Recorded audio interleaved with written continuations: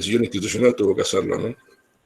Terminado el cuatrimestre, el primer cuatrimestre que hicimos eso, la profe dijo, es increíble los recursos para la biología que yo tengo disponibles en la web que jamás hubiera imaginado. Los dibujitos que yo hacía en el pizarrón antes para explicar el impulso nervioso, que no mostraban nada, en la web hay animaciones que lo muestran con tal grado de detalle que aprenden 80 veces más mis estudiantes. No quiero volver más a la presencialidad, porque ahora quiero hacer todas las clases virtuales. Me acuerdo del ejemplo porque hay muchos colegas que, del mismo modo que ella, han descubierto algo que no sabían que existía, ¿no? En términos de recursos didácticos, digo que la web está para muchas cosas muy, muy colmada de buenos recursos que si están bien utilizados enriquecen mucho las clases, ¿no? Así es. Bien, daremos inicio a este encuentro y mientras tanto los estudiantes y las estudiantes se van sumando. Bueno, en principio darle gracias al doctor Jorge Steinmann por su presencia, por compartir esta siesta con nosotros. Agradecer también la presencia de la profesora Lita Kaliniuk, que fue por mucho tiempo la profesora a cargo del espacio.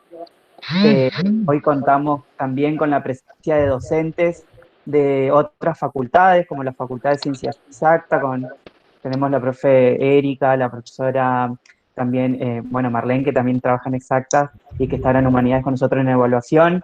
Bueno, la profe Betty, que es la profe adjunta de este espacio. Alia, también profe que nos acompaña en este espacio. Están los escritos, las escritas, y también colegas de la Facultad de Humanidades, la profesora Mónica, Laura, y varios colegas que nos están acompañando en esta oportunidad. Así que agradecemos esta posibilidad de compartir este espacio. Espero que sea un espacio para seguir construyendo conocimiento vinculado a algo que nos encanta, la evaluación, puntualmente sobre aspectos vinculados a la evaluación de los aprendizajes. Así que bueno, a partir de ahora le doy la palabra a Marlene para que pueda moderar este encuentro y ella explicará la dinámica que desarrollaremos. Así que muchas gracias. Bueno, buenas tardes a los que se fueron incorporando recién. Espero que todos se encuentren muy bien. Hoy tenemos el honor de presentar al doctor Jorge Steinmann, quien nos acompaña en esta clase. Es una alegría compartir con quien nos ha inspirado en la construcción de diversas actividades dentro del aula, como también así en distintos trabajos de investigación en el marco de la Cátedra de Evaluación, del profesorado y la licenciatura en Ciencias de la Educación de la Facultad de Humanidades, Universidad Nacional del Nordeste. Bueno, este webinar tiene como título, un título muy interesante y que a varios de nosotros también nos llamó la atención y que tenemos el deseo de escuchar, ya que muchas veces nos planteamos cómo evaluamos o si enseñamos de una manera y evaluamos de otra, o también muchas veces pensamos si evaluamos cómo realmente enseñamos. Entonces, tenemos la certeza que dicho encuentro va a enriquecer nuestros saberes desde este campo. El doctor Jorge Steinmann es un referente en la didáctica del nivel superior, en nuestro país especialmente. Por tal motivo voy a mencionar brevemente algunos de sus más importantes antecedentes. Es profesor para la enseñanza primaria y profesor y licenciado en Ciencia de la Educación, especialista y magíster en didáctica y doctor en educación. Se desempeñó como docente en los niveles primario, secundario y superior. Ocupó cargos de gestión académica en el sistema universitario y en el Ministerio de Educación de la Nación como director nacional de gestión universitaria durante el periodo 2008-2015. Ejerce actualmente como investigador y profesor titular ordinario de las cátedras de Didáctica y Didáctica 4 de la Universidad Nacional de San Martín y en la Universidad Nacional de Lomas de Zamora, respectivamente.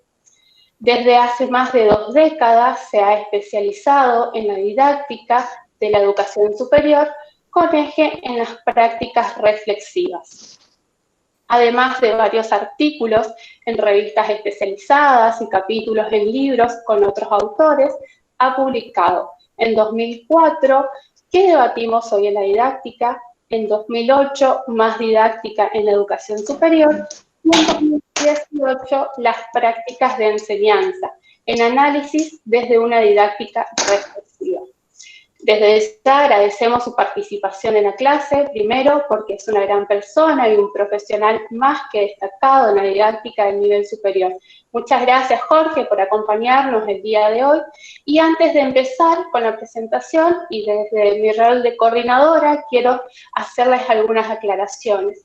Que durante toda la charla, durante toda la presentación puedan ir controlando que sus micrófonos estén apagados, así no hay ninguna interferencia, y si van surgiendo algunas preguntas a partir de la presentación, lo puedan ir realizando sus consultas en el chat y al finalizar la presentación se habilitará un momento de intercambio. Muchas gracias y bueno, ¿comenzamos? Bueno, gracias Marlene, gracias Lita por acompañar también en esta jornada, gracias Marcelo. Efectivamente, hay un título que orienta esta presentación, que intenta ser como un leitmotiv sobre el cual intentaré dar vueltas de alguna manera a lo largo de este rato que me soportarán. Pero Marlene me pidió especialmente que hablara de los criterios de evaluación, entonces me puso en un compromiso porque entiendo que es un problema de los que yo llamo problemas prácticos de la evaluación, que resuelven casi la operación de las prácticas evaluativas, y entonces me corrió el eje hacia una cuestión mucho más puntual, y no voy a esquivar el desafío, así que voy a hablar básicamente en torno a los criterios de evaluación. Pero intento que la idea evalúa tal como se ha enseñado, sea de algún modo el horizonte desde el cual cada una de las cuestiones que referimos de la evaluación hagan allí su referencia. Porque me parece fundamentalmente que es como si fuera el primer mandamiento de la religión evaluativa, ¿no? ¿Qué es lo que tengo que hacer cuando evalúo?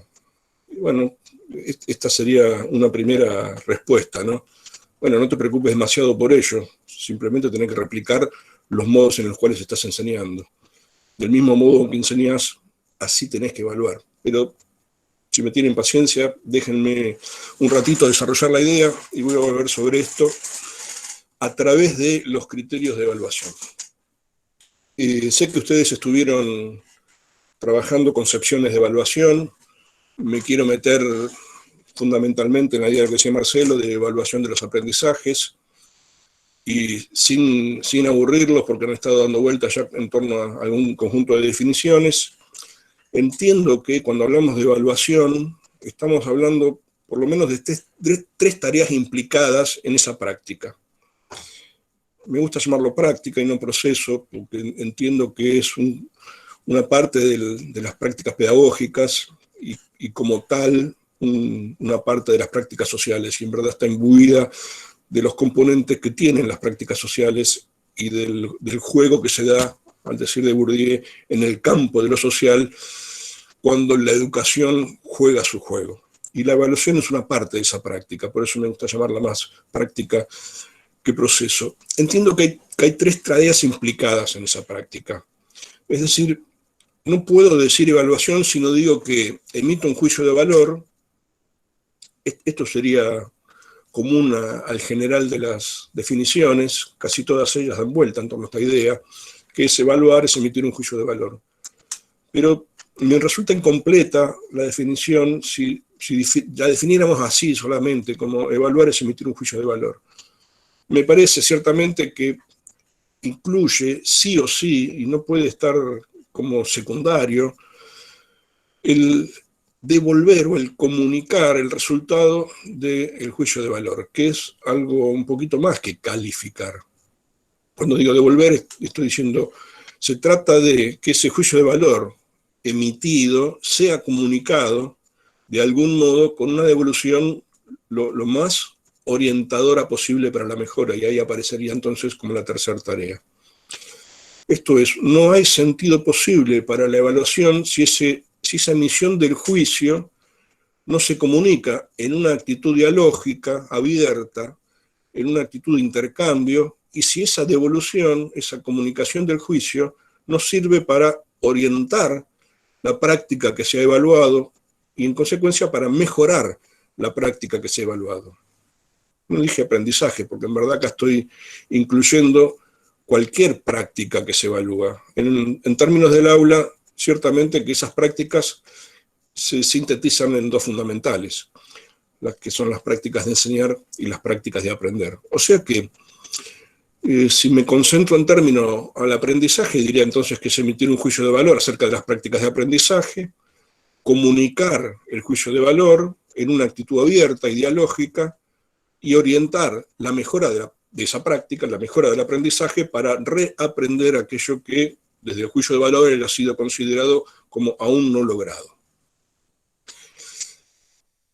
Habrán pasado por acá también, seguramente ya ustedes, cuando ese juicio de valor se convierte en acreditación, solemos llamar a esto evaluación sumativa, digo, hay distintas formas, no quiero dar vueltas sobre esto, y en otras oportunidades la evaluación se usa solo para redireccionar la práctica y llamamos a eso evaluación formativa. Me voy a centrar en torno a la acreditación, entonces, a la evaluación sumativa, para pensar en las tres tareas implicadas en la acreditación. Y ahí, ven, empiezan a aparecerme ya el faro de los criterios de evaluación. Me parece que hay tres tareas ineludibles a la hora de una práctica de evaluación con sentido de acreditación. La primera es definir las tareas. A mí me gusta llamar tareas y no consignas, solo por una manía personal mía, que tiene que ver con mis años de servicio militar.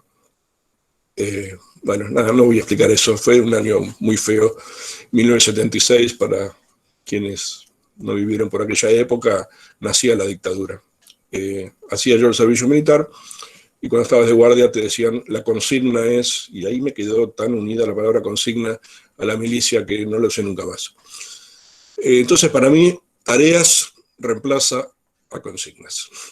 Cuando digo entonces definir las tareas desde los criterios que direccionan la enseñanza, lo que estoy pensando es que a la hora de acreditar empiezo a pensar qué tarea voy a asignar, porque al pensar la tarea tengo que pensar entonces a través de qué instrumento.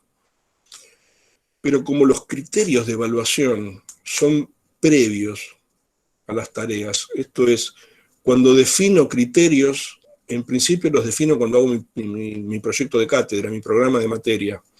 Allí hago una primera definición de los criterios de evaluación que van a direccionar también la enseñanza, no solo la evaluación. Porque es allí, en el programa, donde estoy asentando, cuando planteo objetivos, cuando planteo contenidos y cuando planteo los criterios de evaluación, una ligazón entre mis intencionalidades, me gusta llamarlo propósitos y no objetivos, no son lo mismo ciertamente, no me gusta plantear objetivos porque entiendo que en la educación superior es muy poco probable de anticipar cuáles son los logros que van a alcanzar los y las estudiantes, y entonces me gusta más formular propósitos que son las intencionalidades de la docencia, que es lo que sí puedo garantizar porque es aquello que nosotras ponemos. Entonces digo, los propósitos, los contenidos y los criterios de evaluación forman una trilogía que definen de algún modo la direccionalidad de la enseñanza y la direccionalidad de la evaluación. ¿Qué voy a evaluar en términos de contenido? ¿Qué voy a evaluar en términos de desafíos cognitivo-afectivos? Usé esa palabra por primera vez y tengo que definirla, porque la voy a usar probablemente a menudo. Cuando digo desafíos cognitivo-afectivos, estoy diciendo, sin entrar en discusiones con las neurociencias y demás, lo voy a decir lo más fácil que pueda, y sin intentar plantear desde acá una discusión en torno a esto, ¿sí? Solo para que nos entendamos. Me refiero a los desafíos cognitivo-afectivos como los dominios de la cognición y la afectividad que intentamos poner en acto en los y las estudiantes cuando estamos enseñando un contenido. Y entonces digo que son desafíos porque en verdad es un intento de nuestra parte, ¿no? Es algo así como decir, ¿qué queremos que hagan con este contenido?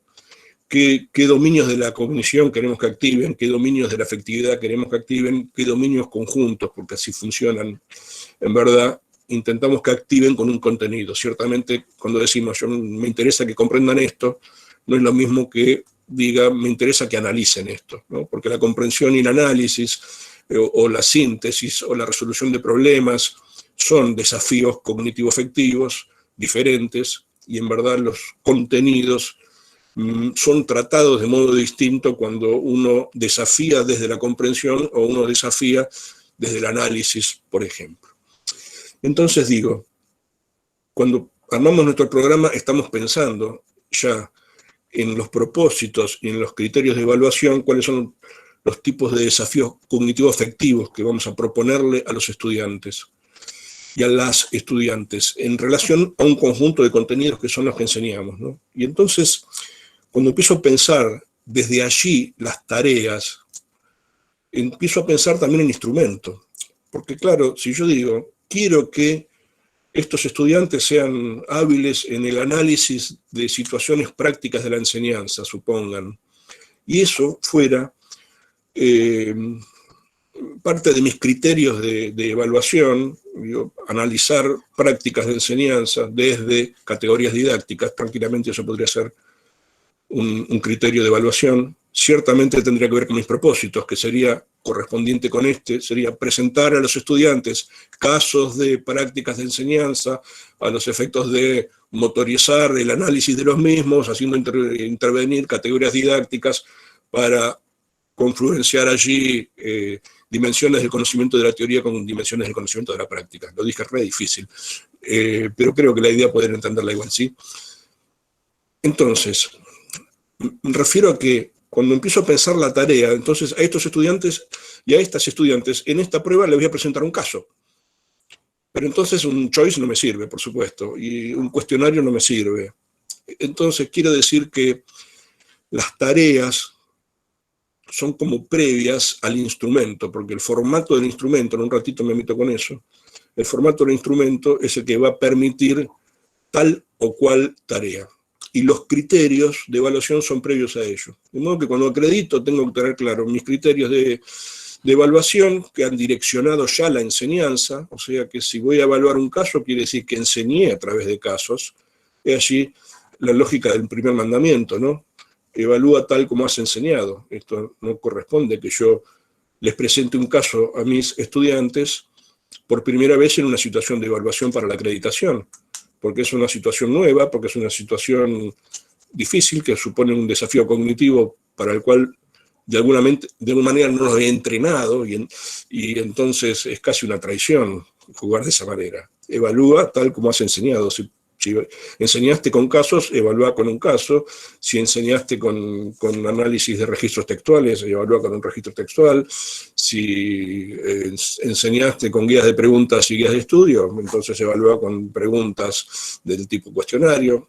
Digo, no inventes algo nuevo como tarea e instrumento a la hora de evaluar, porque lo lógico es que esos estudiantes se apropiaron de un contenido, de un determinado modo de trabajo con ese contenido, y ese modo de trabajo es entonces el que se consideró mejor para apropiarlo, para aprenderlo, y entonces ¿por qué vas a cambiar eso a la hora de la evaluación? Porque se te va a ocurrir innovar en ese momento.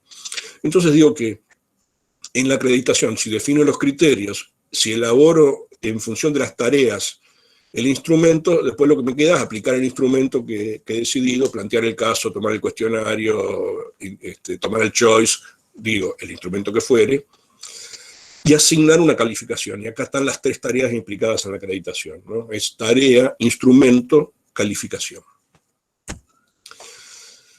Y acá llegamos al punto que pedía Marlene, ¿no? Bueno, hablamos de los criterios de evaluación y le pregunto entonces, bueno, a ver, ¿para qué son en concreto? Como soy egocéntrico como todos los académicos, me voy a citar a mí mismo.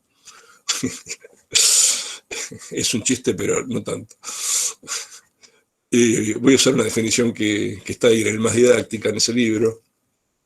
Allí digo que los criterios de evaluación son aquellas características que están expresadas a modo de cualidades, con un cierto grado de especificidad, o sea, no son muy específicas.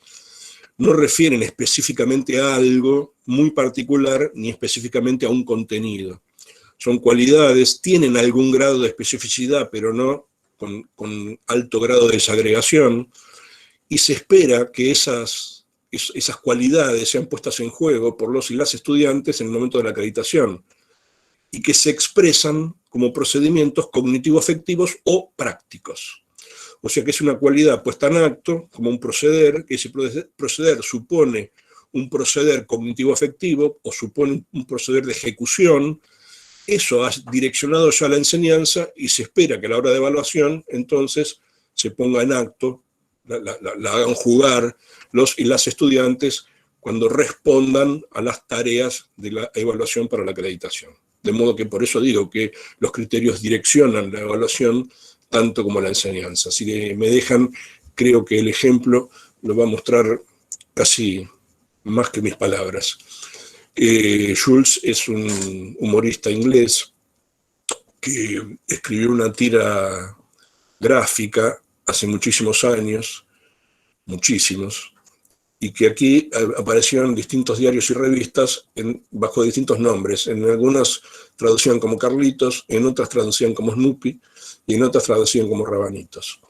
Eran algunos de los personajes de la tira, y según quien prevalecía en la tira, en el medio gráfico que lo reproducía, llamaba a la tira en función del personaje.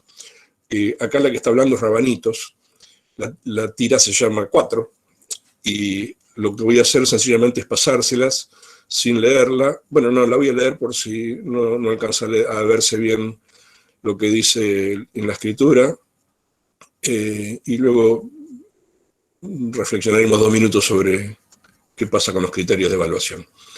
Rabanitos tiene en sus manos una pieza y se pregunta, ¿un 4? ¿Es posible que me haya sacado un 4? ¿Solo un 4 por mi escultura de alambre? ¿Puedo preguntar algo? ¿El 4 es por la calidad del alambre? ¿El 4 es por lo que aprendí en esta unidad de trabajo? ¿El 4 es por el esfuerzo que puse para hacer mi escultura? ¿El 4 es por mi talento para el arte? ¿El 4 es por la técnica que usé para hacer mi escultura? ¿Será un 4 acaso la capacidad de la maestra para enseñarme a hacer esculturas de alambre? Seguro que ella no, porque ¿no se dan cuenta que el hilo siempre se corta por lo más delgado? Digo que Rabanitos no hacía más que preguntarse por los criterios de evaluación.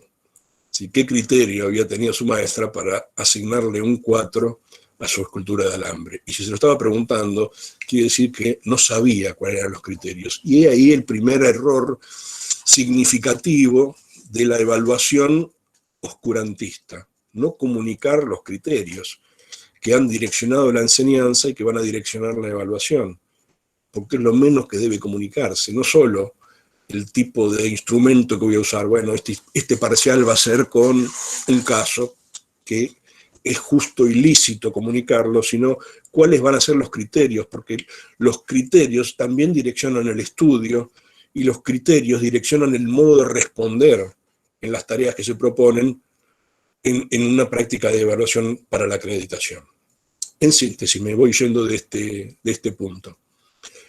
Cuando decimos evaluación estamos diciendo que se trata de un juicio de valor, pero que implica también la comunicación, o sea, la devolución, y una orientación para la mejora de la práctica que se ha evaluado. Esa evaluación puede ser sumativa o formativa. Formativa es para la reorientación solamente, sumativa es para la acreditación. Cuando decimos acreditación decimos, estamos usando algún instrumento que plantea unas tareas, esas tareas se derivaron de los criterios que estamos usando para evaluar, y finalmente cuando leemos la resolución que ha hecho o observamos la resolución que ha hecho una estudiante de esa tarea que le proponemos, asignamos una calificación en función de los criterios.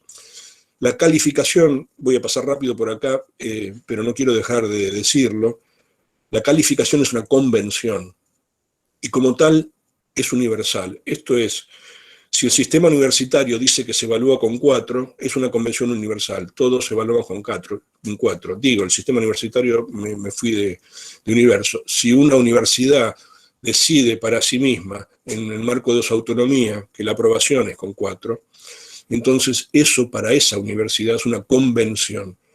Y hago esta aclaración, y es una convención universal, para todos y para todas.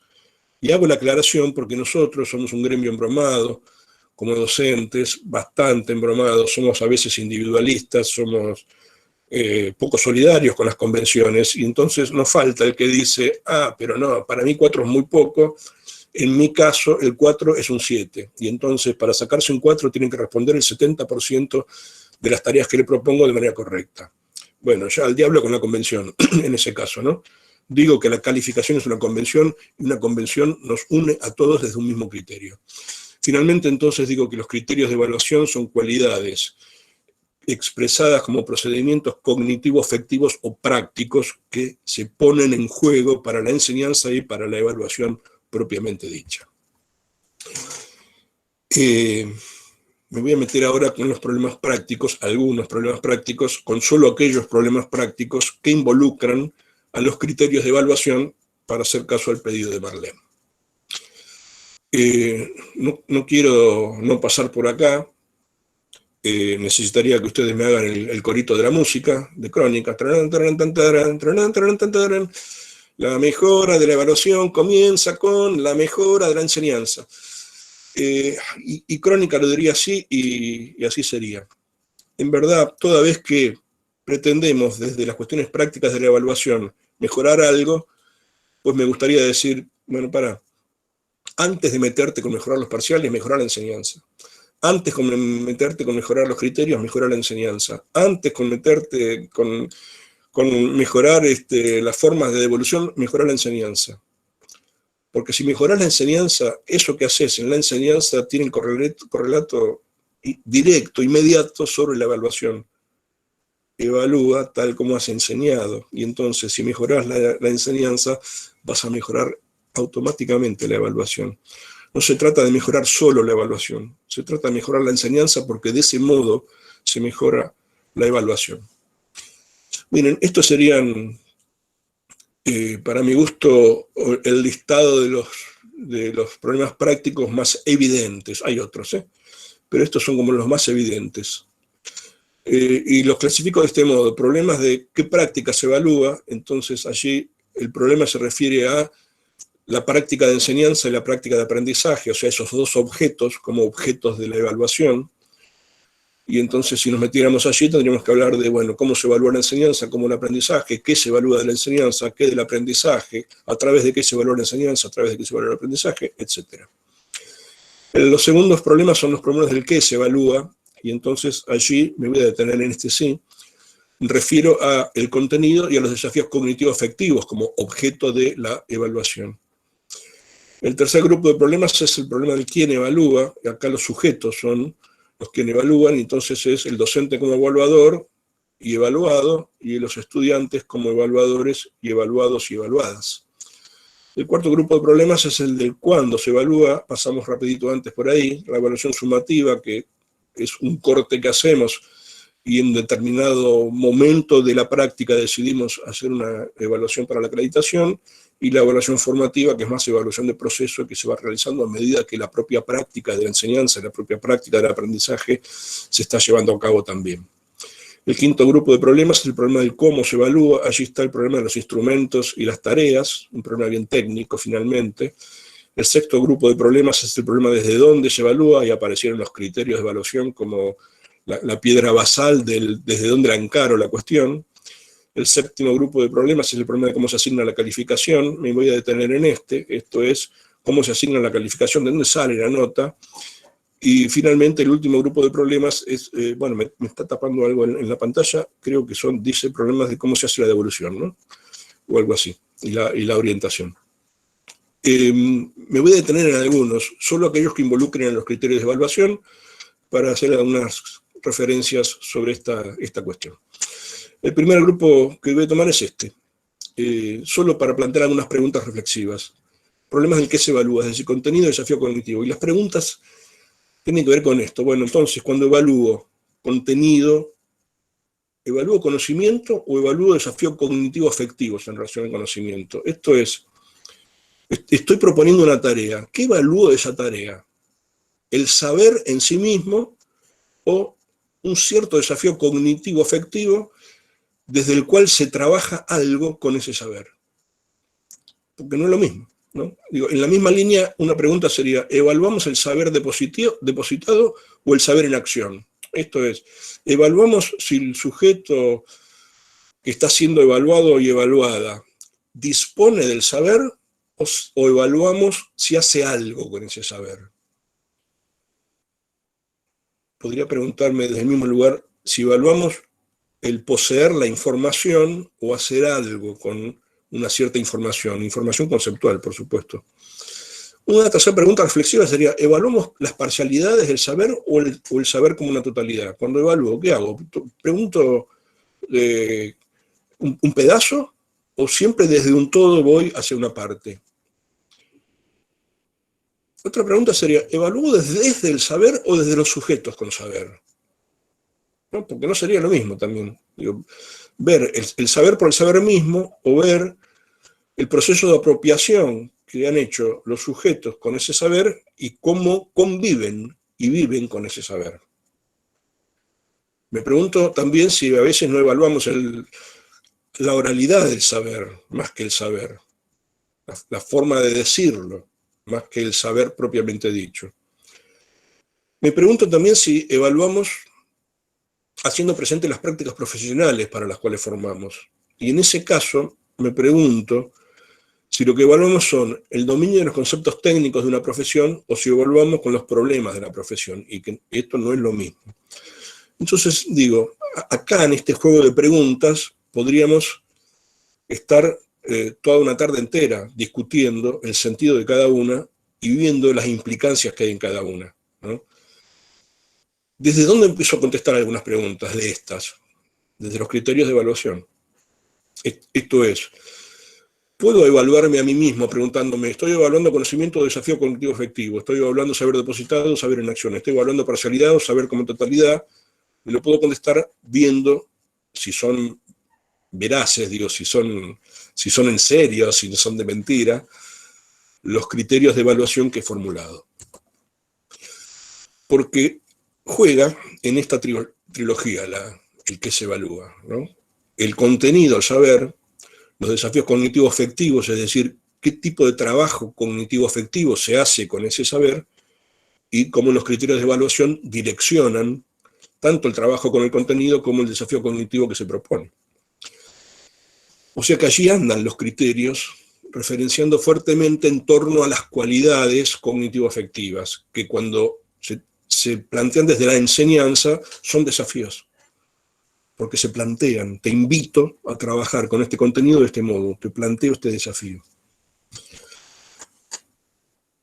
Voy a detenerme ahora sobre los problemas del cómo se evalúa, y acá refiero a instrumentos y tareas, pero voy a hacer una pasada a vuelo de pájaro. Solo para clasificar y decir que podríamos hacer una clasificación rápida de instrumentos de acuerdo a algunos criterios, y que en todo caso todas estas posibilidades son posibles justamente a la hora de decidir un instrumento de evaluación. Si tomo en cuenta la cualidad de quienes participan, entonces digo, son individuales, son grupales, podría haber un formato mixto también. Esto es una parte individual, una parte grupal. Si tomo en cuenta el tipo de respuesta, son orales, son escritas o son de ejecución. De ejecución digo cuando hay que hacer algo. Los profes de educación física evalúan con ejecución. Usted tiene que correr 100 metros en 35 segundos. Y entonces pone el cronómetro, lo hace correr, y eso es una ejecución. En general, en las ciencias sociales, como las nuestras, por la carrera que ustedes están estudiando, nuestro tipo de respuestas andan allí siempre coqueteando entre el oral y lo escrito en general, ¿no? Por más que estemos resolviendo un caso, lo escribimos o lo relatamos luego, ¿no? La ejecución supone otro tipo de intervención. Si tomo en cuenta el material que se puede usar, entonces sería sin material a la vista, esto es nada, no te permito tener nada. a libro abierto, lo contrario, podés usar lo que vos quieras, o con algún material seleccionado. Esto es, mañana hay parcial, ustedes pueden traer sus propios resúmenes, pero no pueden traer copia de la bibliografía. Ustedes pueden traer unas redes gráficas, unos mapas conceptuales, pero no pueden traer un texto prosado, narrado. Digo, eso sería con un material seleccionado. Es el docente en el que asigna la posibilidad en este caso, ¿no? Y si tomo en cuenta el lugar de desarrollo, los instrumentos son domiciliarios o presenciales, podría haber un formato mixto, acá también una parte domiciliaria y una parte presencial. Entonces, digo, un parcial siempre es algo de todo esto, digamos, un parcial es individual, escrito, a libro abierto, presencial. En alguna de las categorías entra. Me interesa este cuadrito obvio, porque a veces uno naturaliza que hay una única forma de elegir instrumentos, y en verdad el juego de todas las posibilidades de este cuadro me permite a veces pensar de otra manera, y pensar, uy, nunca hice esto, ¿por qué no pruebo cuando enseño? Y entonces lo pruebo luego cuando evalúo. No lo olviden, evalúa tal como has enseñado. Entonces, desde acá me quiero meter con los criterios propiamente dichos. Los voy a clasificar a los criterios porque entiendo que hay 3 tipos de criterios. Voy a llamar a unos epistémicos, voy a llamar a otros de incidencia y voy a llamar a unos terceros institucionales. Los epistémicos son para mí los criterios que son derivación, por supuesto, de las decisiones personales que tomamos nosotros, pero por sobre todo, por sobre la derivación personal, es una derivación de la especificidad disciplinar. Esto es, cada unidad curricular, para mí unidad curricular es materia, soy raro con los términos, pero bueno, tengo mis razones para decirlo de este modo, todo el día se los cuento. Cada unidad curricular invita, de algún modo, a ser evaluada desde ciertos criterios, por su naturaleza epistémica, y no desde otros. Miren, por ejemplo, si fuera lengua y literatura, invita a ser evaluada desde, por ejemplo, la coherencia y la cohesión textual. Ven, ahí hay una cualidad expresada como un procedimiento cognitivo-afectivo, más cognitivo en este caso que afectivo, ¿no? La variedad y precisión en el uso del vocabulario, la comprensión de información explícita en un texto literario y no literario, la escritura con ortografía y puntuación correcta, el uso de relaciones textuales, esto es, el uso de ejemplificaciones, de analogías, de comparaciones. Bueno, digo, todos estos podrían ser criterios de evaluación derivados de una unidad curricular de lengua y literatura. Como verán, las cualidades no son muy específicas y no refieren a un contenido determinado, sino que están expresadas más vale como procedimientos, cualidades de procedimiento, en términos de lo cognitivo-afectivo, en este caso con mayor eje en lo cognitivo, y no en referencia a un determinado y concreto contenido. Si fuera matemática, solo para dar ejemplo, otro ejemplo de otra naturaleza, digo, el uso de vocabulario específico en términos de números gráficos, tablas y signos, la formulación de hipótesis, la contrastación de resultados, la propuesta variada de soluciones, el uso de estrategias propias de resolución, la exactitud en el cálculo, la fundamentación de los procedimientos utilizados, la incorporación de algoritmos, podrían ser criterios de evaluación. Entonces, junto a los epistémicos, a veces hacemos jugar unos criterios que los llamo de incidencia, que no, para mi gusto, no definen en sí la acreditación, pero sí regulan la calificación.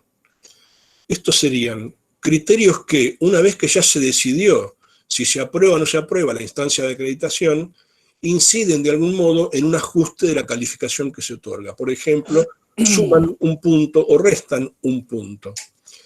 Y entonces, podrían ser criterios de incidencia la participación activa y pertinente en las clases, la búsqueda de información adicional del contenido trabajado, la autonomía en la direccionalidad del propio aprendizaje, la entrega en tiempo y forma de los trabajos encomendados, el compromiso y la solidaridad con los acuerdos arribados en la tarea grupal. Miren, para darlo con un buen ejemplo, una estudiante que ha participado mucho en clase y ha sido muy pertinente su participación, y cada una de las participaciones que hizo generado circulación del saber en la clase, da un examen oral flojo, dubitativo e impreciso conceptualmente, pero no tanto como para desaprobar, porque no solo tiene buenos antecedentes, sino que el examen en sí mismo no está para desaprobar. Pero si tuviéramos que objetivamente poner una nota, uno diría, bueno, está para un 4, ¿no? Raspando, porque no sé qué le pasa. Bueno, allí es cuando uno juega con los criterios de incidencia. Bueno, pero esta estudiante en clase participaba, en clase ayudó a sus compañeros con su participación, y entonces desde los criterios de incidencia uno puede decir, bueno, subo. Va un 6, va un 7, no sé, porque está jugando con otro tipo de criterio y no estrictamente con lo que se está poniendo en juego en esa instancia de acreditación. Es muy usual que los profes y las profes hagamos jugar los criterios de incidencia por el lado de entrega en tiempo y forma de los trabajos, ¿no? Esto es, si no tiene carátula, no tiene índice, no tiene la bibliografía bien citada, algunos bajan puntos, o si le falta ortografía, algunos bajan puntos. Bueno, podríamos discutir si esto es lícito o no lícito, por otro lado podríamos discutirlo, pero en verdad, si es criterio, tiene que ser comunicado, y eso es lo que lo hace lícito, ¿no? Que sea comunicado, acordado y aceptado conjuntamente por el conjunto de estudiantes. Y hay también unos criterios que llamo institucionales, que son criterios que no son derivados de la enseñanza, sino derivados de los acuerdos colectivos que se hacen en una institución. Y entonces, como tales, como criterios institucionales, podrían funcionar como piso mínimo o como criterios de incidencia. Por ejemplo, el piso mínimo podría decir que un estudiante o una estudiante no va a ser acreditada o acreditado positivamente en ninguna unidad curricular si no tiene respeto y buen trato hacia el otro, sea ese otro un niño o una niña, un par o un adulto o una adulta. No va a ser acreditado positivamente si no tiene honestidad intelectual en la propia producción. Esto es, si copia y pega, está desacreditado. Hay un buen ejemplo de criterios institucionales que se acuerdan entre todos y todas y que suponen un piso mínimo que define de acá, si esto no se evidencia, no hay aprobación. Ustedes que están estudiando ciencias de la educación, entiendo que en el tema de las prácticas se juega mucho eso del respeto y el buen trato hacia el otro y hacia la otra. Porque suele ser, para los que tenemos prácticas, en una de mis materias las tenemos, suele ser un problema decidir, bueno, ¿qué pasa con ese practicante que enseña de algún modo bien el contenido, hace una propuesta didáctica que no puede ser objetable, pero sin embargo es autoritario o autoritaria en su manera de dirigirse y tiene maltrato hacia los estudiantes y las estudiantes con que están en el aula? ¿Se aprueba o no se aprueba?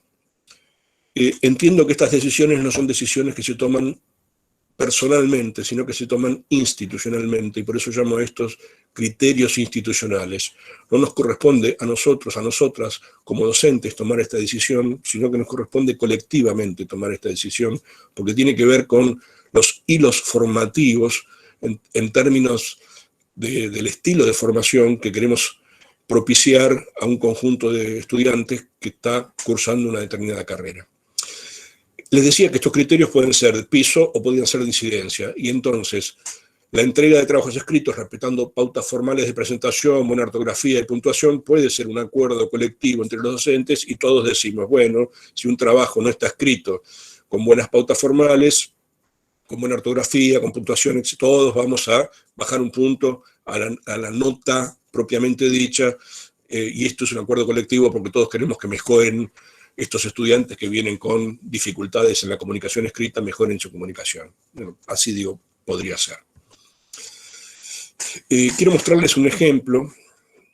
Si todavía están despiertos, en verdad estoy solo viendo mi presentación, no veo sus caras, así que pueden bostezar tranquilos y tranquilas, que no me estoy dando cuenta. Este es un viejo parcial de Sociología de la Educación, tiene muchos años este parcial, pero me gusta traerlo como ejemplo porque me sirve mucho para hacer un ejemplo preciso de criterios de evaluación. Es una materia de un profesorado, el profe o la profe que planteó esta prueba parcial, lo hace de este modo. Primero les hace una aclaración, dice, considera que este parcial, todas las consignas, usa la palabra consignas, la profe o el profe, yo diría, todas las tareas, son del tipo de análisis de relaciones. Por lo tanto, tenés libertad para elegir qué autores utilizás para establecer las relaciones, ya que muchos de ellos, de los autores, toman aspectos similares. Y entonces les dice, estos son los criterios. Habrás logrado establecer buenos análisis, buenas relaciones, análisis de relación, si definís precisa, si haces una definición precisa de los conceptos involucrados en la relación pedida y aclara. Eso es identificación de las partes que intervienen en una relación. Si estableces vínculos entre los conceptos definidos, articulando aspectos sustanciales de uno con los aspectos sustanciales de los otros, y le aclara, eso significaría que estás haciendo una relación entre partes o entre componentes. Y finalmente, si construís un relato argumental integrado desde un eje central, y entonces le aclara, eso sería la integración del todo. Lo que está haciendo el profe y la profe es desagregarle en criterios el desafío cognitivo del análisis. Y le dice, ¿qué es analizar? Es primero identificar partes, componentes de un todo, de una teoría, de un saber, de un conjunto de nociones. Identificás esas nociones o los componentes de esas nociones, luego relacionas esas nociones entre sí, o esos componentes entre sí, y finalmente los integrás en un todo. Eso es un buen análisis, dice. Entonces, dice, ojo, cuando escribas, no te olvides que tenés que hacer un trabajo mental antes de ponerte a escribir, ¿no? Que sería involucrar, identificar los conceptos, primero, involucrados, luego relacionarlos entre sí, y finalmente encontrar un eje desde el cual vas a escribir. Entonces, ahí ponete a escribir cuando encontraste el eje, porque desde el eje vas a ponerte a escribir, pero cuando escribas, vas a tener que definir cada uno de los componentes y vas a tener que hacer relaciones. Después hacerlo como se dé la gana, le dice, pero ojo, que desde ahí vas a ser evaluada. Y evaluado. Todas las tareas que te propongo se evalúan con el mismo criterio. Y entonces, solo voy a leer una para el ejemplo.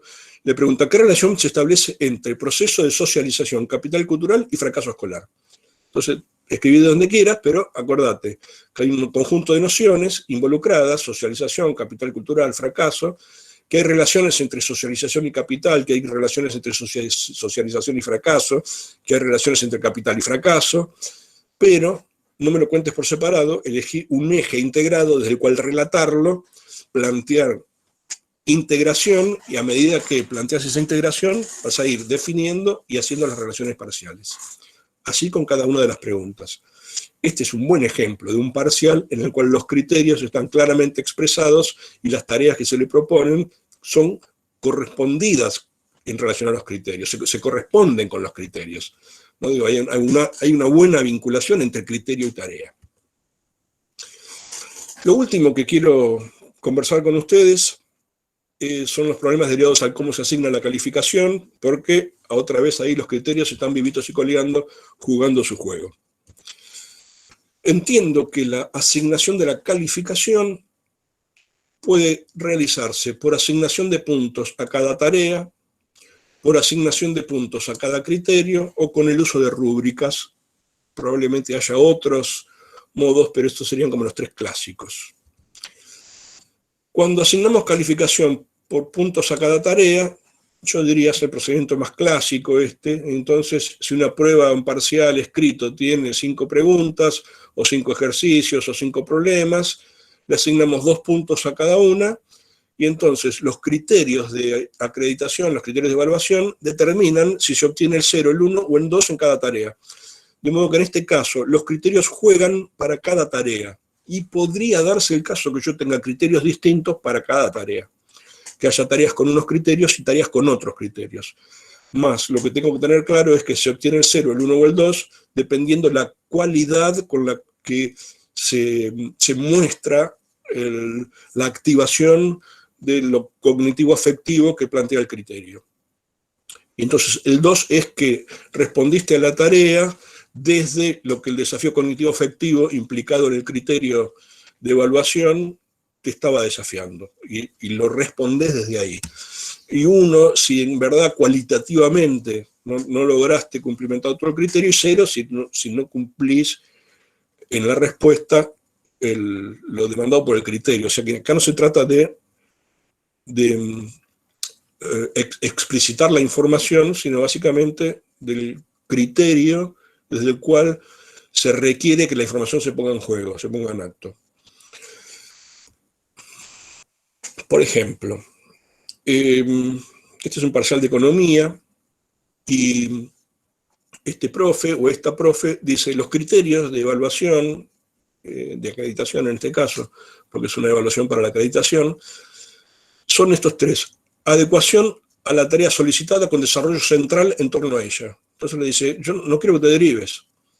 O sea, la cualidad que espero que pongas en juego es que si te estoy haciendo una pregunta, no quiero derivaciones, quiero que profundices, de algún modo sería, en torno a esa tarea sin derivaciones colaterales.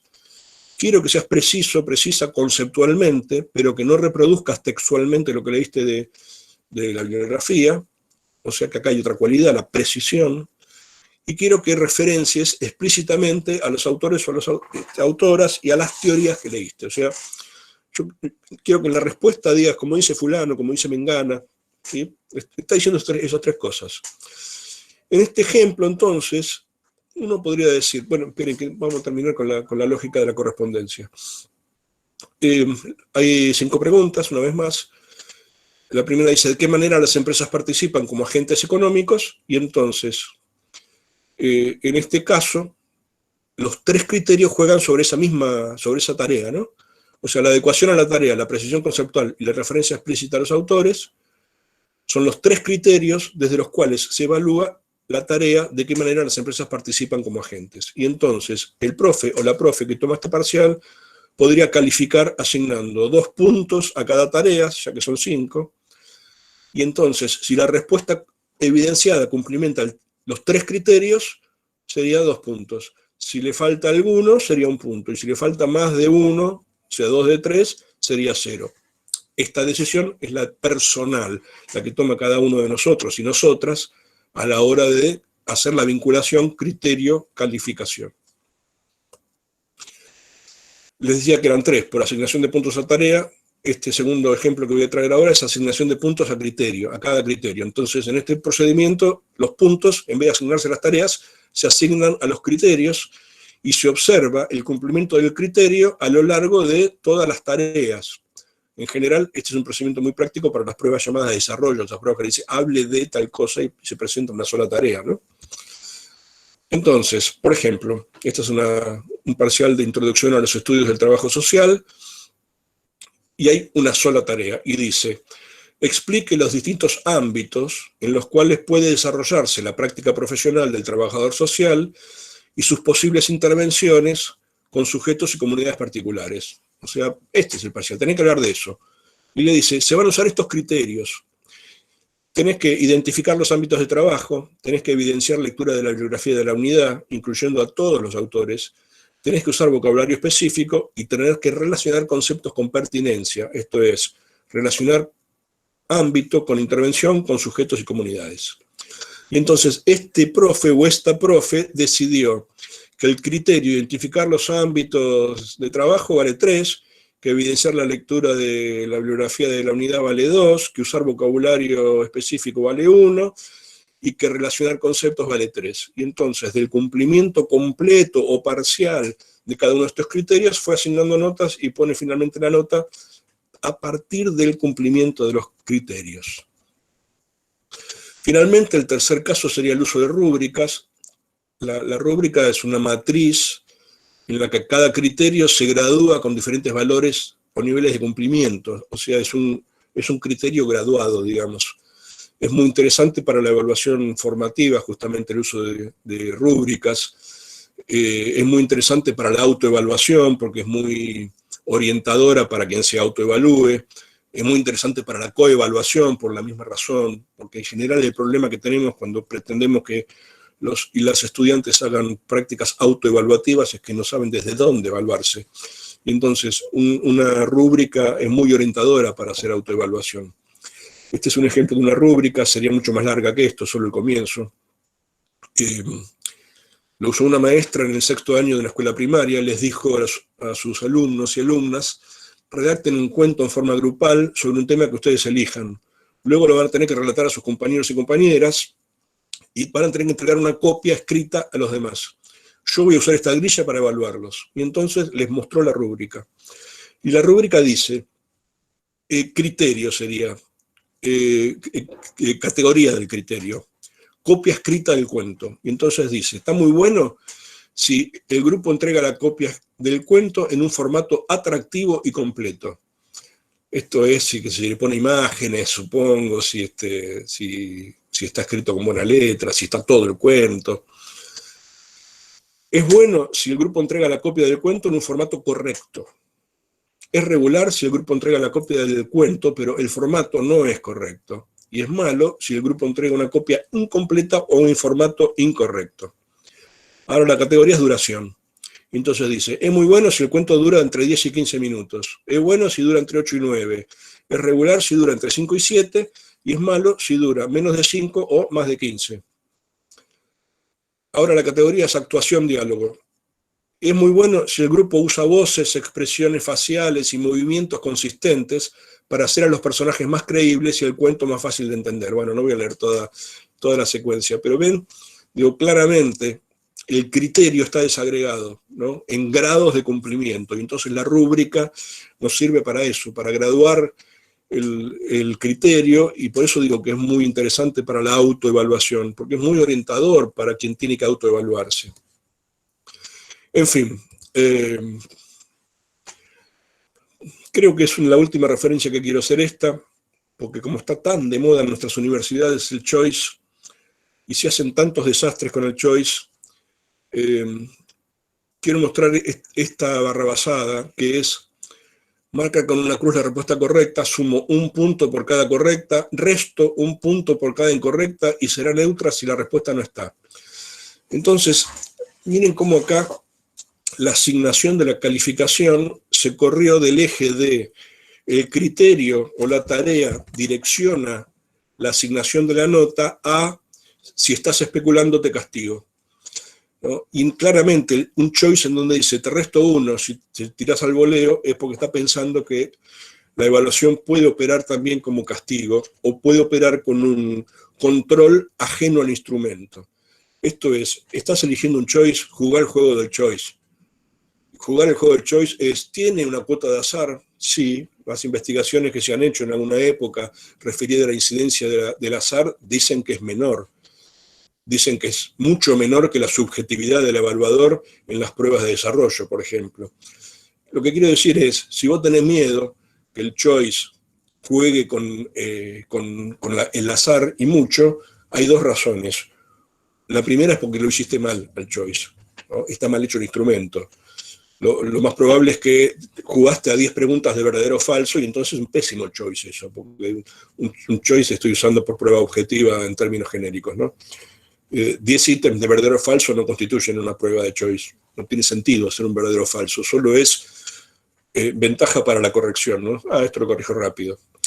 Pero entonces no está evaluando lo que quiere evaluar y no está usando el instrumento que quiere usar y mucho menos está direccionando la evaluación desde la enseñanza o desde los criterios, ¿no? Nadie enseña con un choice. Y sin embargo, cuando evaluamos con un choice, estamos no evaluando tal como hemos enseñado. Todos los campos disciplinares tienen un padre. El nuestro es Comenio, que nos dice, che, evalúa tal como has enseñado. Gracias, acá dejo la lata y abro espacio al intercambio.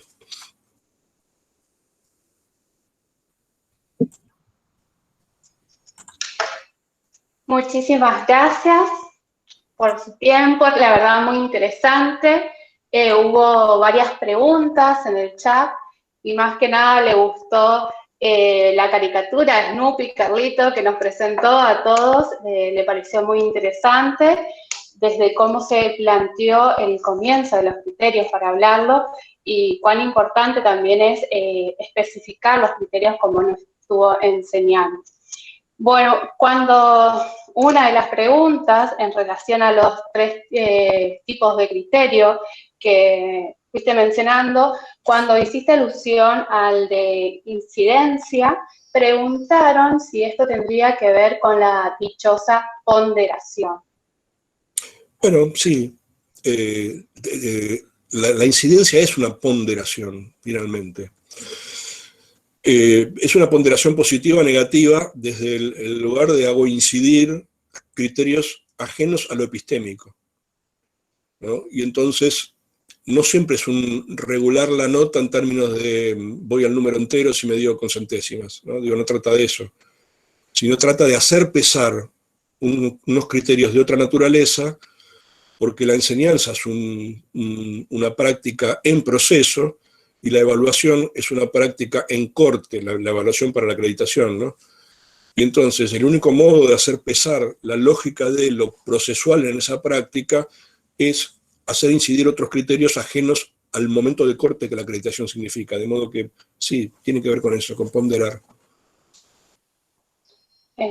Otra pregunta también, hablando de los criterios, Alejandra nos comentaba si no se comunica, ¿es ilegítimo el criterio o se puede considerar que pasa a formar parte del currículum oculto?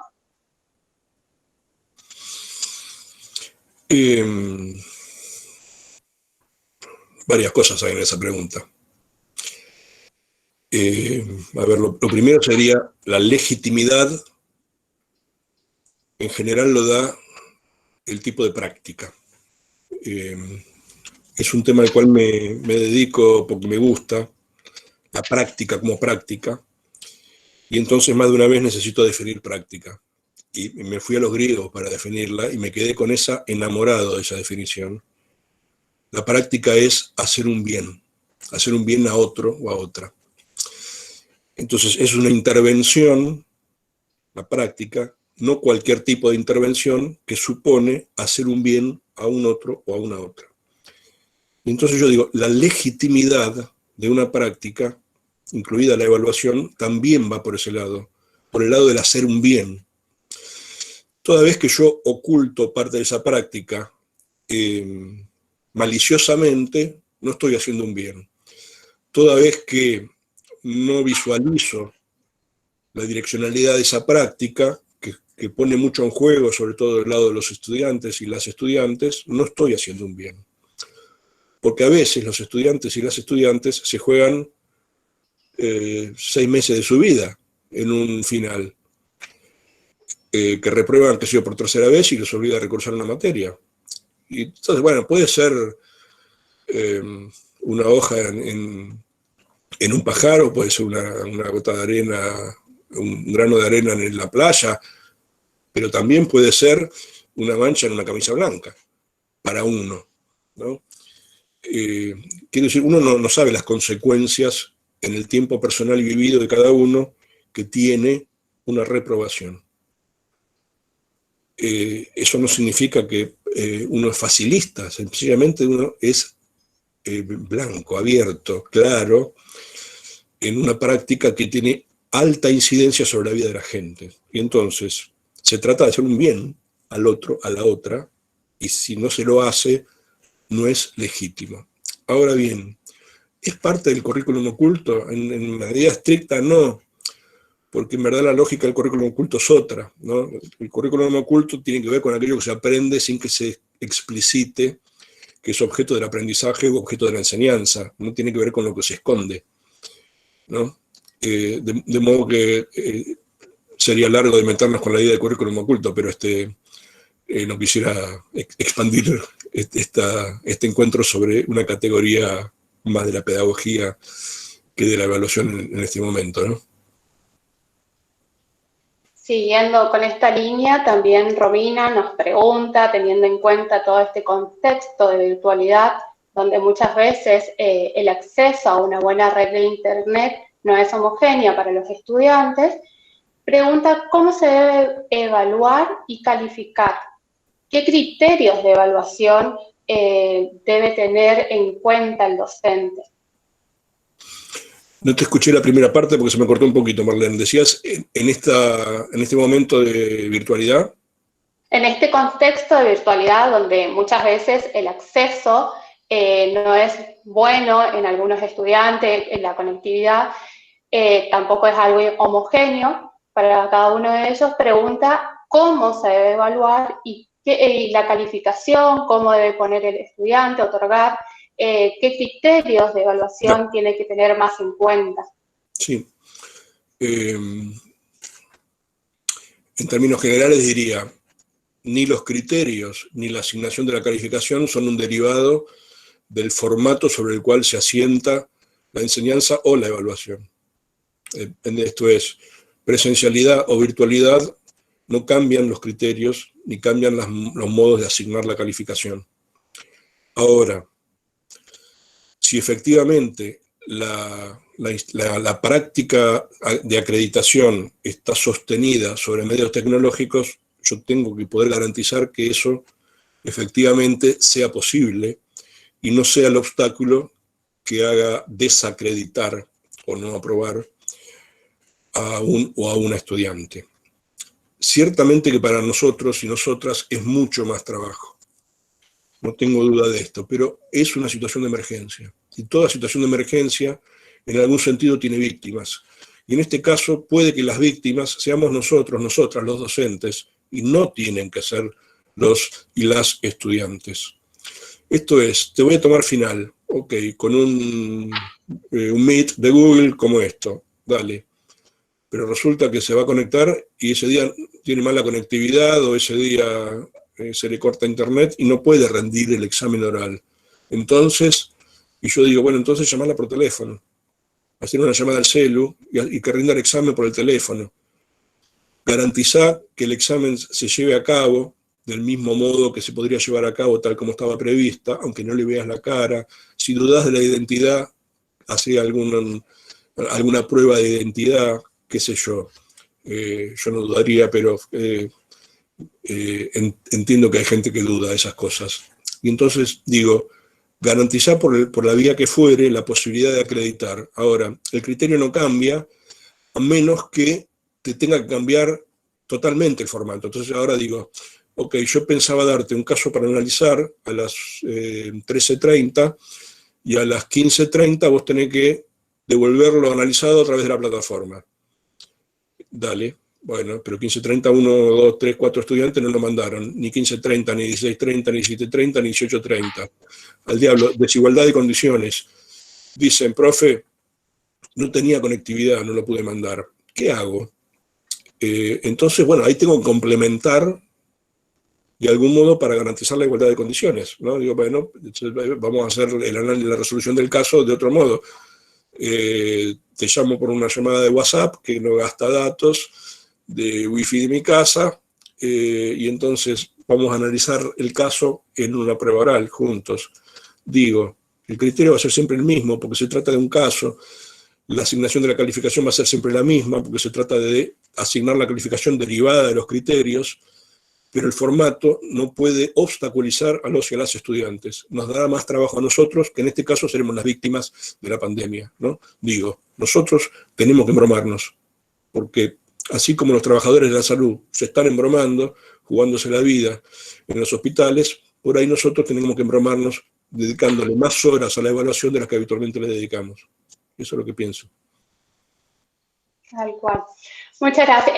Otra pregunta hace alusión al ejemplo del parcial de sociología y dice, ese ejemplo de las preguntas del parcial de sociología pueden estar demostrando que no se puede separar la evaluación del contenido, lo procedimental y lo actitudinal en el sujeto.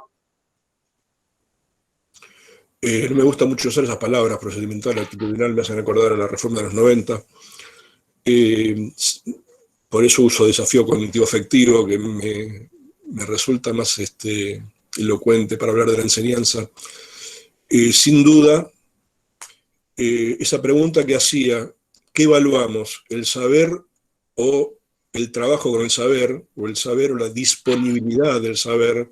Refiere a eso.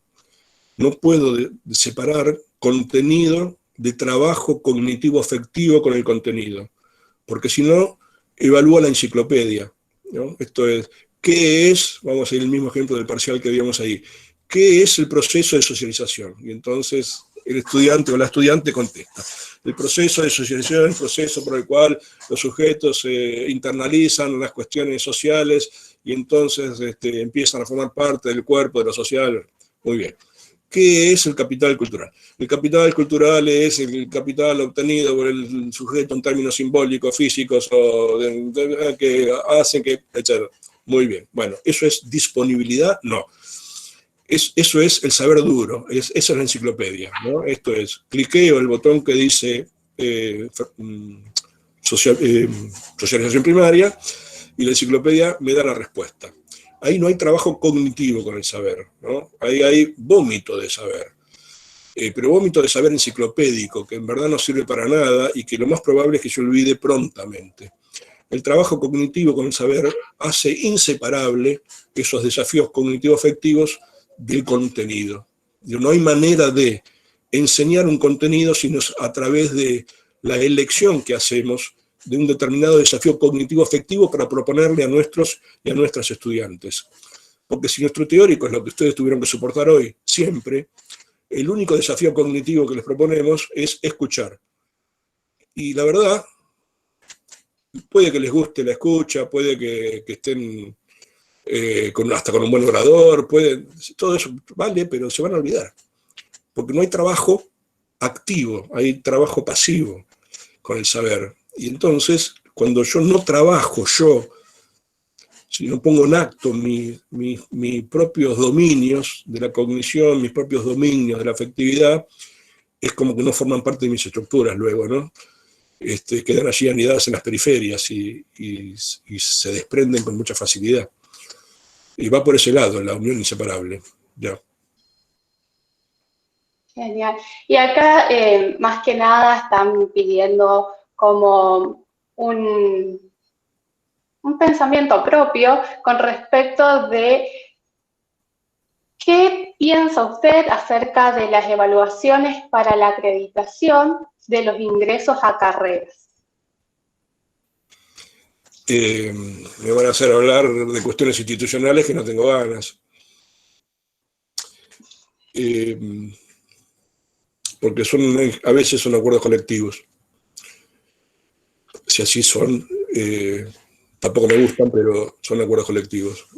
Mucho menos me gustan cuando son acuerdos de cúpulas, ¿no? Entiendo que la universidad pública es pública. Entiendo que la universidad pública debe garantizar la inclusión todo lo que pueda. Y toda vez que hay examen de ingreso, entiendo que la universidad pública opera con criterios de selectividad y entonces no garantiza inclusión.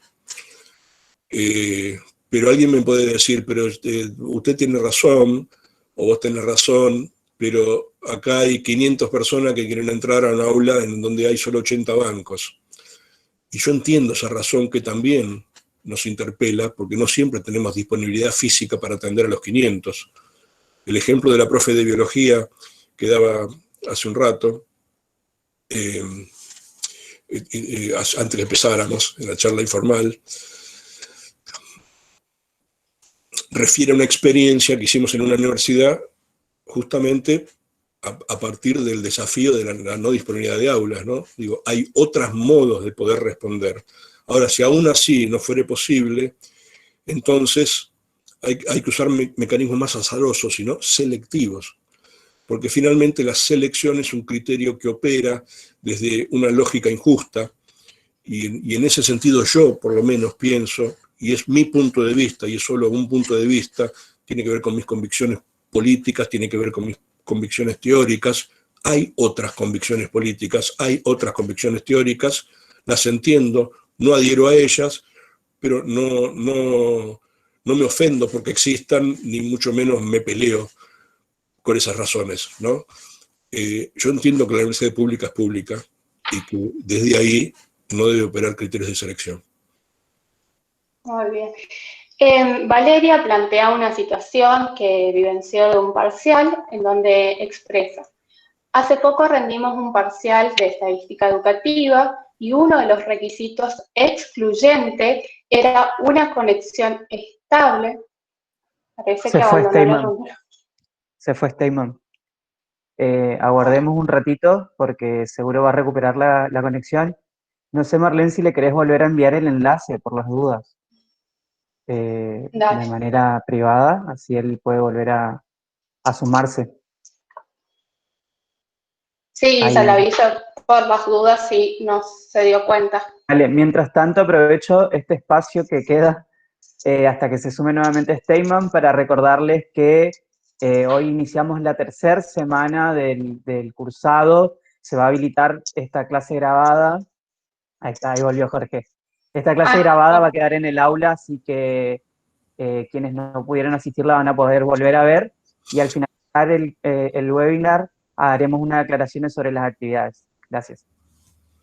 bueno, como le comentaba, profe, antes que se desconecte, Valeria nos plantea una situación de un examen parcial donde nos cuenta, hace poco rendimos un parcial de estadística educativa y uno de los requisitos excluyentes era una conexión estable y segura de conexión. ¿Qué pasa con la situación evaluativa de quienes no posean esos requisitos? Hubo varios y varias compañeras a los que el internet se le cortó y su condición quedó condicionada a recuperar. ¿Quién regula esos criterios de evaluación desiguales? Y a ese comentario se suma un comentario de la profesora Erika, quien dice, relacionando a la consulta de Valeria, ¿cómo y con quién intercambiaríamos o repensamos sobre ese criterio institucional de una docente? Primero quiero aclarar que no se trata de criterios, ya que estamos con precisiones conceptuales. En todo caso son condicionantes, no criterios. Voy a ser antipático con la respuesta, pero me guía el hacer bien a otro o a otra y trato de ser coherente con mis dichos y mis actos. Y no me gusta hablar de colegas que no están presentes y de las decisiones de colegas que no están presentes. De modo que no voy a poder contestar esa pregunta. Ok, no hay ningún problema, profe. Entendemos. Bueno, en el chat no hay ninguna pregunta más. No sé si alguno que está conectado quiere activar su micrófono y hacer alguna pregunta al profesor o si una reflexión a lo que fue desarrollando.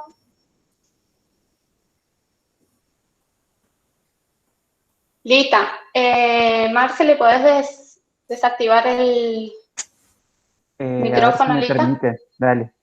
A ver si me permite. No, solamente ella se puede desactivar. No, no puedo Lita, desactivarle el micrófono. toca la pantalla de tu celular y el micrófono.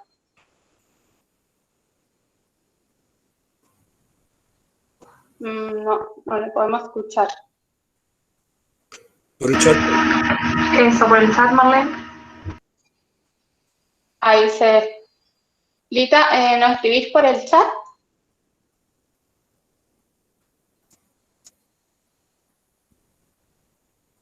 Y bueno, y acá también, profe, mientras esperamos a Lita, preguntan qué piensa acerca de una futura clase presencial con videograbaciones para aquellas personas que además de trabajar tienen intenciones de estudiar una carrera.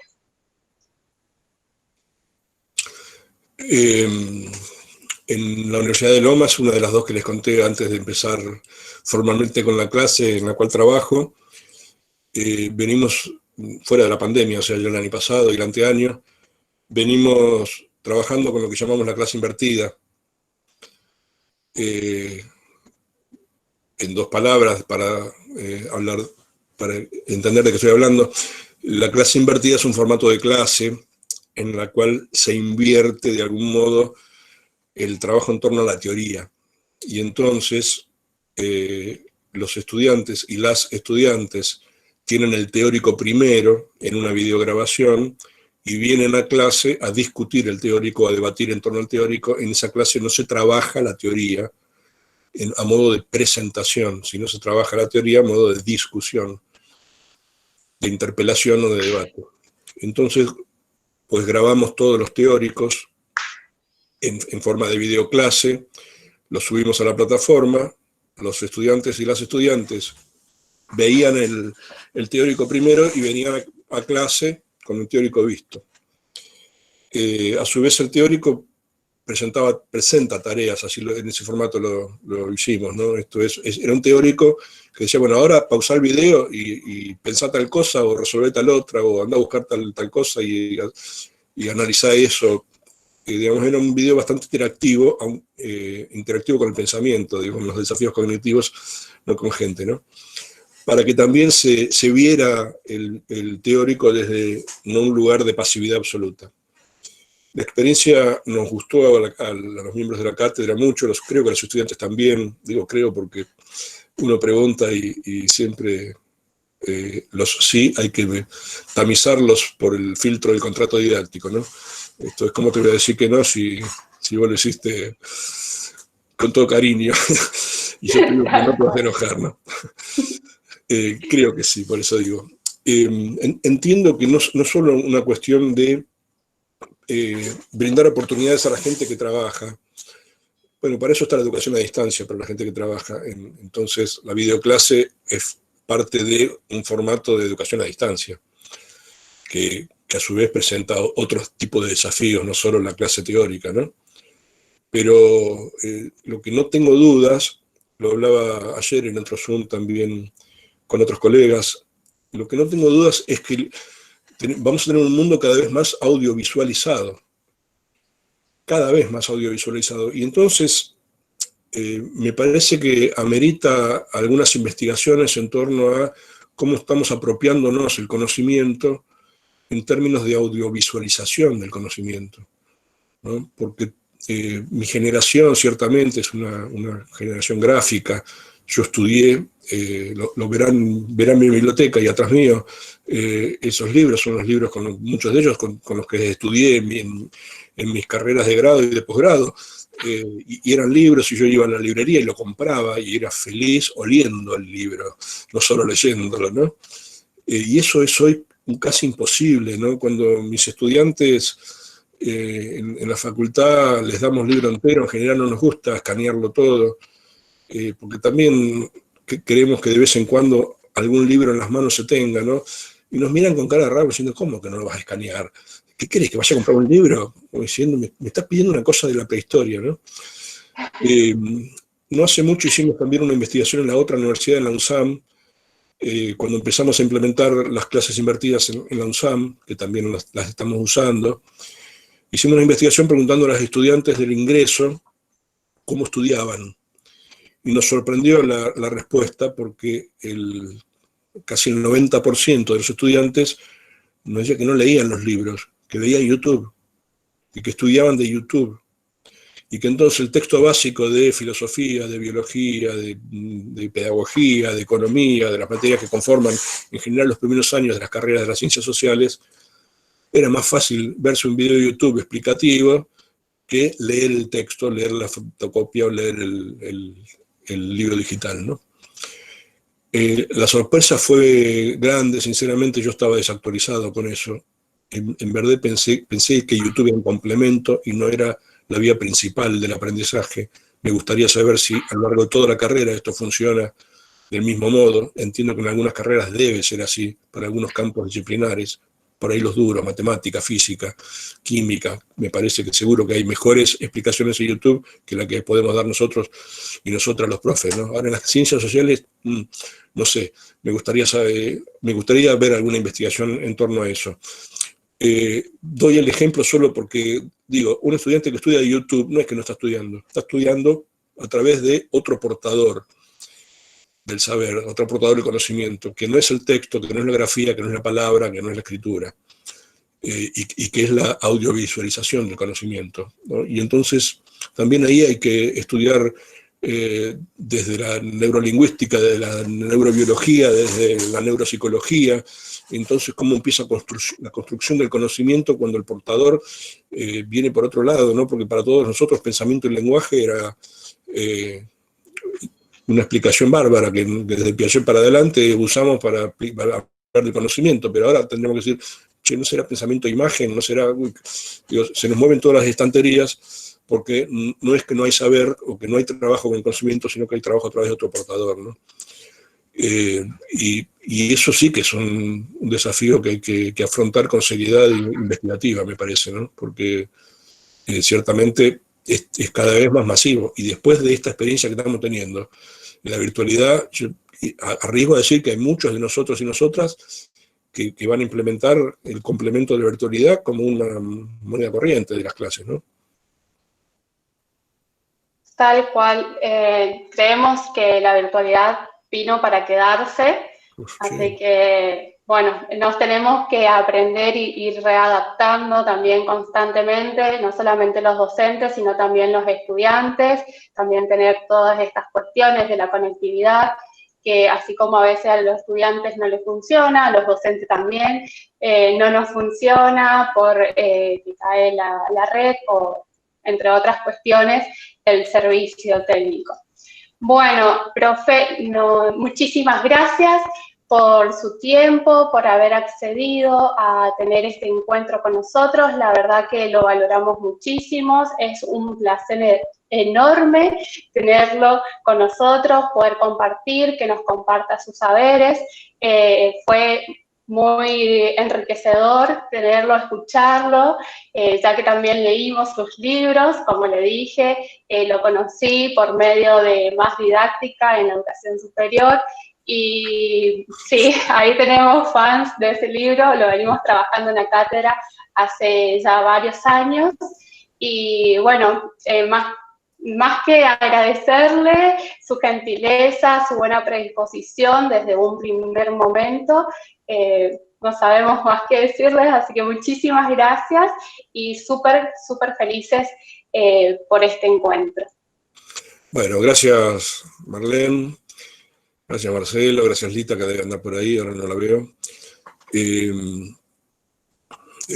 Insisto que es un gusto compartir con colegas, que me gusta compartir con estudiantes. La docencia sigue siendo la actividad que más me atrapa de lo que hacemos, y además no solo creo que nos debemos el intercambio entre los colegas de los campos afines o de los mismos campos, sino que sinceramente en un país en donde hay tantos que no pueden hablar porque están acallados y acalladas por diversas circunstancias, cuando me invitan a hacer uso público de la palabra, entiendo que estoy en una situación de privilegio de la cual tengo que estar agradecido. Soy un privilegiado por poder hablar públicamente, así que toda vez que me lo permiten hacer, me siento privilegiado y agradezco eso. Estaremos en contacto, Marlene, y quizá volvamos a encontrarnos en otra videoconferencia, ¿sí? Sí, agradecemos, profesor. Sería un placer. Agradecemos, profesor, su presencia con nosotros. Qué bueno que la virtualidad nos acercó un montón. Es para nosotros un honor poder tenerlo, que usted pueda compartir sus experiencias, que pueda responder a las preguntas que estos estudiantes tienen, que a veces nosotros desde el norte a veces nos cuesta un montón poder contar con la presencia física de las personas. Entonces la virtualidad en este aspecto nos acercó un montón a gente que nosotros quizás nos cuesta por ahí a veces pensarnos, encontrarnos, charlar, reflexionar, así que la verdad que es un gusto que haya compartido con nosotros. Le agradecemos enormemente. La profesora titular, que es Patricia Demuth, actualmente no está porque ella está con licencia por maternidad, pero le manda un saludo enorme y un fuerte abrazo.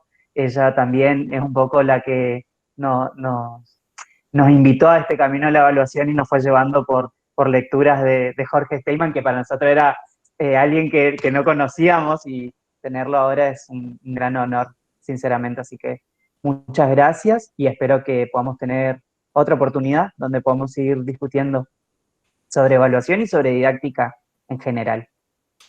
Bueno, los saludo a todos y a todas. Gracias por la compañía de este rato. Muchas gracias a ustedes. Chao, hasta luego. Hasta luego. Bien. Los estudiantes de evaluación, por favor, se quedan conectados un ratito más. Sí, los por otros favor. Externos a evaluación se pueden retirar. Muchas gracias por su acompañamiento. Gracias, Marlene. Gracias por la presentación y la moderación. Para los estudiantes y las estudiantas de evaluación, les quiero decir que tenemos actividades para la semana 4. por favor les pido que vean brevemente, les voy a mostrar, voy a compartir con ustedes las actividades que tenemos para esta semana que son de suma importancia. Dos cuestiones les quiero remarcar. Tenemos una primera actividad que es un foro de negociación de criterios porque se viene el primer examen parcial, justo en línea de lo que venía planteando el invitado de hoy. Es importante para nosotros poder negociar y poder pensar los criterios de la evaluación que vamos a desarrollar en el primer examen, así que vamos a habilitar un foro en el aula, que ustedes deben completarlo hasta el día 13 de septiembre, ¿sí?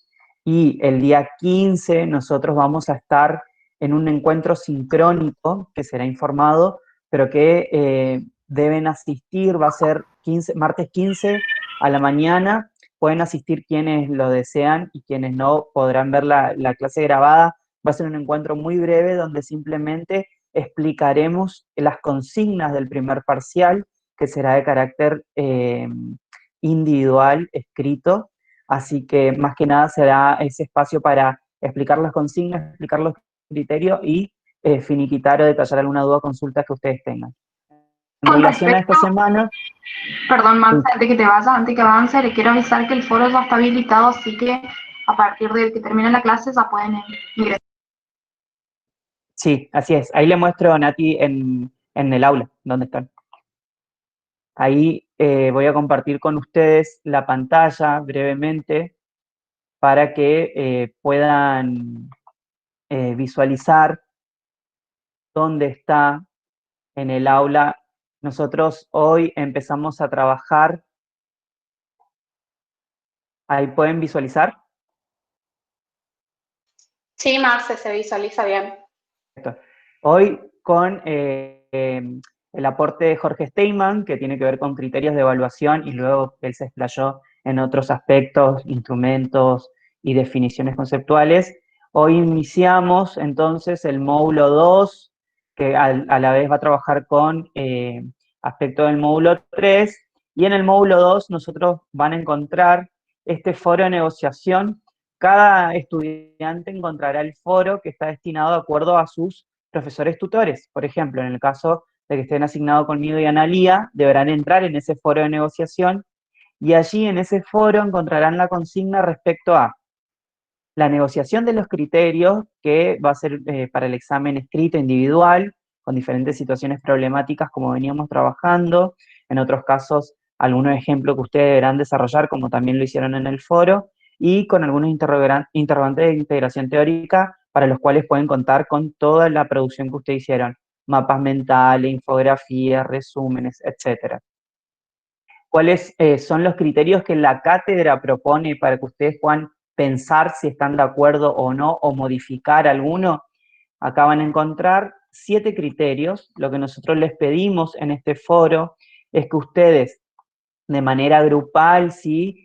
En el foro de cada tutor, puedan respondernos si ustedes, por ejemplo, proponen algún ajuste o modificación de los criterios que están presentados, o si quieren incorporar algún criterio que no está presente o que no está completo en el foro, y también si por ahí ustedes dicen, la verdad que me parece bien los criterios que van a considerar para la evaluación, le pedimos que al menos puedan responder con estoy de acuerdo o no estoy de acuerdo con los criterios. De esa manera ustedes participarán con la actividad del foro para esta semana hasta el día 13 de septiembre a las 23:55. ¿Sí?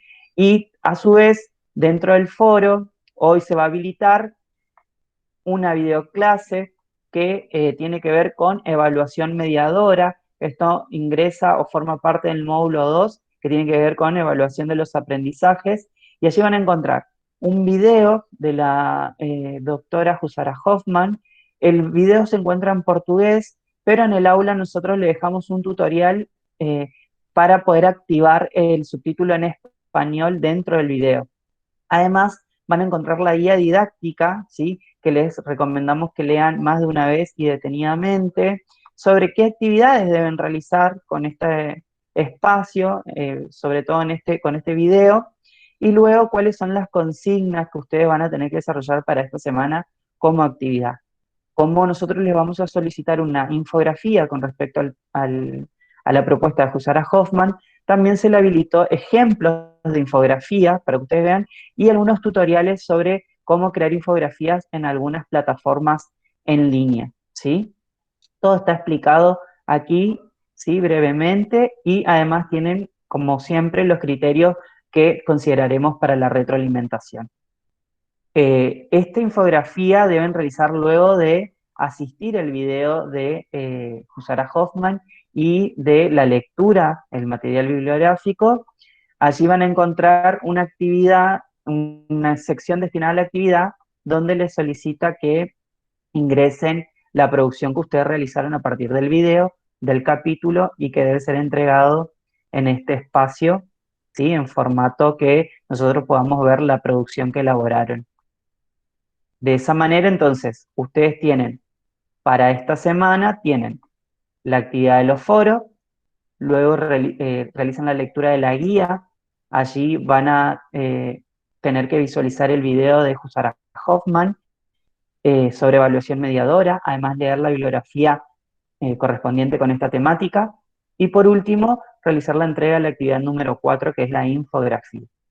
De este modo, ustedes van a tener las consignas dentro del aula que deben realizar, y por último, el martes 15, anoten por favor esa fecha, ya les digo el horario correctamente, igual nosotros vamos a informar por el aula, vamos a encontrarnos nuevamente a las 10 de la mañana, martes a las 10 de la mañana, con quienes puedan asistir, va a quedar grabado igual, donde se explicará las consignas, los criterios y se despejará dudas sobre el examen parcial, que será escrito, individual, y que tendrá una fecha en la que ustedes deberán entregar este examen parcial dentro de el aula virtual. Eso todo le vamos a explicar el día 15. Pero lo que más nos interesa es esta tercera semana, ingresar al aula virtual, participar en el foro de negociación de criterios, leer la guía didáctica, participar con su producción grupal de la infografía de Jusara Hoffman, ¿sí? Leer la bibliografía y entregar esa actividad correspondiente a la semana 4. Voy a leer acá las preguntas. Dice, ¿el foro es individual o grupal? El foro, ¿sí?, es de carácter individual, pero deben participar, o sea, en la medida de lo posible, participe todo el grupo para poder responder esta cuestión de los criterios. Y que es necesario que todos formen parte de la negociación de los criterios. Y para ello deben responder dentro del foro que está habilitado a los profes que están asignados como tutores. Acá dice Valeria, ¿cómo sabemos a quién estamos asignados? Están asignados porque había en el aula virtual una lista de agrupamientos donde ustedes habían agrupados por condición entre 3 o 4 integrantes, y en esa lista al lado dice el nombre de los tutores que lo están acompañando, y además los tutores en esa semana, en la primera semana, le enviaron un mensaje presentándose quiénes eran los que le iban a acompañar en el cursado. Para el parcial, sí, va a entrar todo lo que es el módulo 1 y la actividad de evaluación mediadora de Hoffman, ¿sí?, que sería como el inicio de el módulo 2. Creo que esa cuestión, el módulo 2 entraba también, ¿no? ¿Usar a Hoffman? ¿No? No te escucho, Beth. Estás muteada. Ahí. Ahí. No, solo módulo 1. Hoffman, sí, Hoffman queda el segundo cuatrimestre. Perfecto, me corrijo.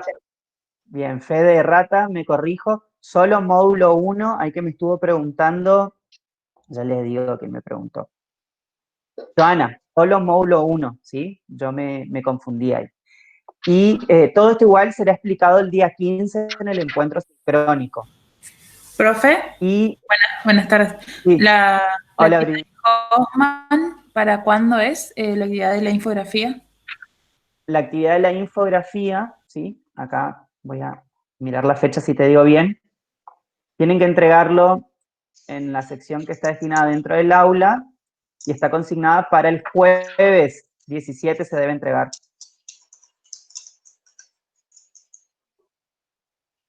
Ay, ¿Abril? Ah, espera, Marce, a ver, ¿me escuchás? ¿Escucho? Sí, tenemos, disculpa, habíamos armado, sí, Hoffman también, perdón. Ah, Hoffman entra entonces. Sí, estoy revisando, Hoffman entra. Bien. Sí. Igual, no se preocupen, lo de la unidad 1 y lo de evaluación de mediadora de Hoffman, que es el inicio del módulo 2, todo eso se va a explicar el día 15, ¿sí?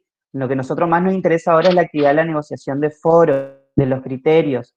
Entonces, participen en el foro, además participen con la actividad de evaluación mediadora. Ahí dice Valeria Ruiz Díaz, profe, o sea que el trabajo lo hacemos grupal, pero todo, la consigna 4 de infografía, ¿sí? La consigna 4 infografía, es de manera grupal, ¿verdad, Marlene? Sí. Es de manera Sí, sí, grupal sí. y debe subirlo uno por grupo, con los nombres de los integrantes. Y el foro, sí, tienen que participar de manera individual. O sea, Todos. foro de manera individual, infografía de manera grupal. Así es, gracias Marlene. ¿Alguien más que tenga alguna duda con respecto de eso? Igual se va a explicar el martes, bien. Sí, el martes se va a explicar la instancia del examen parcial, ¿sí? El martes empieza el examen parcial, por eso se va a explicar las consignas y ahí se abre en el aula para entregar esta instancia. Pero bueno, si nadie más tiene duda, consultas, damos por finalizado este encuentro. Genial. No te olvides de dejar de Sí, grabar. sí, gracias.